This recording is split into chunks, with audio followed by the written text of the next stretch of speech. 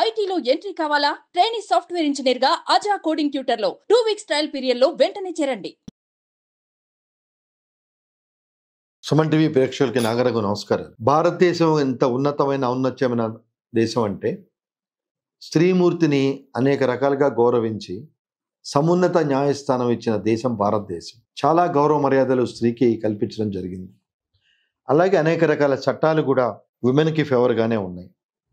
విమెన్కి ఏ రకమైన ఇబ్బంది జరిగినా, అంటే ఇంటి దగ్గర ఇబ్బంది జరిగినా, గౌరవ మర్యాదలకి భంగం కలిగినా, అలాగే ఎడ్యుకేషన్ ఇన్స్టిట్యూషన్స్లో గర్ల్ ఆర్ ఉమెన్కి తగిన మర్యాద లేకపోయినా, అలాగే ఉద్యోగం చేసే ప్లేసుల్లో గౌరవ మర్యాదలు లేకపోయినా, వాళ్ళ గౌరవ మర్యాదలు కాపాడటానికి తగినన్ని చట్టాలు ఉన్నాయి. అంటే ఎందుకు ఇన్ని రకాల చట్టాలు విమెన్ ఫేవర్గా ఉన్నాయి అంటే, స్త్రీని భారతదేశం అంత ఉన్నతమైన వ్యక్తిగా పరిగణించడం అనేది ముఖ్య ఉద్దేశం. At the same time men also equally respectable a person on par with the women. అంటే ఉమెన్ ఒక్కరికే అభద్రతా భావము, అమర్యాద, అగౌరవం జరిగితే తద్వారా జరిగిన వ్యక్తులకి పనిష్మెంట్ ఇవ్వటం అనేది కాదు. మెన్ యొక్క గౌరవ మర్యాదలకి ఇబ్బంది కలిగినా, ఆ ఇబ్బంది కలిగించింది ఉమెన్ ఫ్రెటర్నిటీ అయినా, there are some laws which are in favour of men. ఇటీవల కాలంలో కేరళ హైకోర్టు ఒక జడ్జిమెంట్ ఇచ్చింది. ప్రొడక్షన్ యూనిట్లో 2007లో ఒక హీరోయిన్ ఇబ్బంది పెట్టాడని ఈ హేమా కమిటీ వేసిన ఎంక్వైరీ రిపోర్ట్లో, ఈ హేమా కమిటీ అనేది ఈ సినిమా యాక్టర్స్ యొక్క పరిస్థితుల్ని రివ్యూ చేయడానికి వచ్చిన కమిటీ. రకరకాల సినిమా యాక్టర్లని ఈ హేమా కమిటీ విచారించి వాళ్ళ అభిప్రాయాలు ఇవ్వటం జరిగింది. సో ఇదే సందర్భంలో ఈ హేమా కమిటీకి one of the actress from Kerala complaint చేయడం జరిగింది. 2007లో సోన్సో డైరెక్టర్ నన్ను ఇబ్బంది పెట్టాడు అని. The director is ordinary person. The director is not an ordinary person. అతనివి చాలా పాపులర్ ఫిలిమ్స్ ఉన్నాయి. 2 సార్లు నేషనల్ అవార్డ్స్ తీసుకున్నాడు, అన్నీ తీసుకున్నాడు. అంటే ఇక్కడ ప్రేక్షకులకు అనుమానం రావచ్చు, sir popular director national award తీసుకున్న మాత్రాన అతను మంచివాడని కింద కానీ పరిగణించవచ్చు అని అడగచ్చు. నో, నేను అతని బ్యాక్గ్రౌండ్ చెప్తున్నాను. ఆ బ్యాక్గ్రౌండ్ చెప్తూ ఎప్పుడైతే ఈ రకమైన ఎలిగేషన్స్ వేయటం జరిగిందో, అంటే 17 years తర్వాత 2007లో జరిగిందని చెప్పి హేమా కమిటీ ముందు ఆ డైరెక్టర్ ఇవ్వటం జరిగిందో, notices were issued and they police have given a direction to appear before the police person to the complaint given by one of the actress. So ఆ సందర్భంలో ఇదేంటి 17 ఏళ్ళు అయిపోయింది, 17 ఏళ్లలో ఈ యాక్ట్రెస్ చాలా సినిమాలు అతనితో చేసింది, చాలా క్లోజ్గా మూవ్ అయింది, క్లోజ్ ఇన్ ద సెన్స్ సినీ ఫీల్డ్లో. మరి 17 ఏళ్ల తర్వాత నా మీద కంప్లైంట్ వేయటం ఏంటని చెప్పని అతను కేరళ హైకోర్టును అప్రోచ్ అవ్వటం జరిగింది. సో కేరళ హైకోర్టు దీన్ని పరిశీలనలో తీసుకున్న తర్వాత, ఇట్ ఈస్ రెడిక్యులస్. రెస్పెక్ట్ అనేది not only to women, definitely this is also applicable to men fraternity. So filing a complaint after 17 years is nothing but frivolous. Such complaints are not tenable అని చెప్పి ఆ కంప్లైంట్ని quash చేయడం జరిగింది. అంటే ఈ episode ద్వారా what I want to bring to the notice of the viewers, ఎప్పుడైనా మీకు అగౌరవానికి భంగం కలిగితే you don't hesitate to give a complaint immediately. ఏదో ఒక 1.5 decade అయిపోయిన తర్వాత ఎవరో ఈరోజు వచ్చి కమిటీ అడిగింది, మీకు ఏదైనా భంగం జరిగితే, అగౌరవం జరిగితే మీరు చెప్పండి, మేము దాన్ని సుమోటోగా కంప్లైంట్ తీసుకొని వాళ్ళ మీద యాక్షన్ తీసుకుంటాం అంటే, law will not be permitted. For everything there is a limitation, there is a act, there is a possibilities of consideration. 2 కేసుల్లోనే ప్రధానంగా టైమ్ లిమిట్కి ఎగ్జంప్షన్ ఇవ్వటం జరిగింది, murder case and rape case. అంటే అది జరిగి ఇమీడియట్గా కనుక ఇవ్వకపోయినా, అంటే ఒక మర్డర్ జరిగినా, రేప్ జరిగినా ఒక 1 or 2 years తర్వాత మీరు ఇచ్చినా కోర్టు పరిగణలో తీసుకుంటుంది. ఎందుకంటే బికాస్ ఆఫ్ సోషల్ స్టిగ్మా మీరు తొందరగా దాన్ని బయట పెట్టలేకపోయారు అనే పాయింట్ని, ఆ డిలేని న్యాయస్థానాలు కన్సిడర్ చేస్తాయి.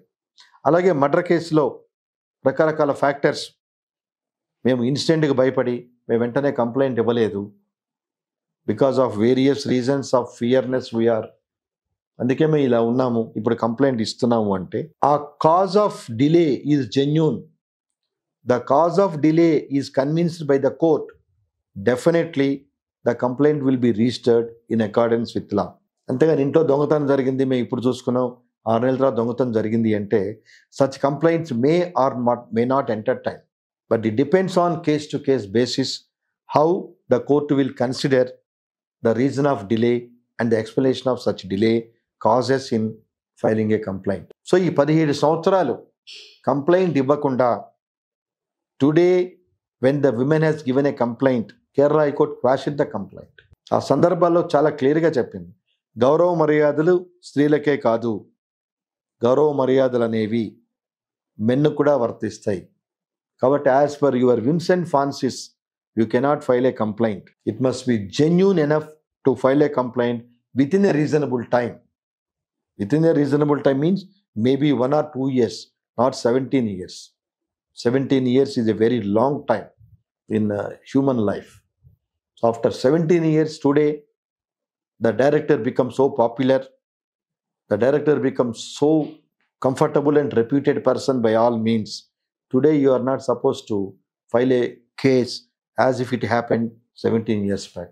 So ఈ కార్యక్రమం ద్వారా my appeal to viewers, మనము రకరకాల ఇబ్బందుల జీవితంలో తెలుసో తెలియకో ఫేస్ చేస్తూ ఉంటాం. Maybe A working place, maybe at educational institution, maybe at home. But please react immediately as early as possible. Please react on your complaint.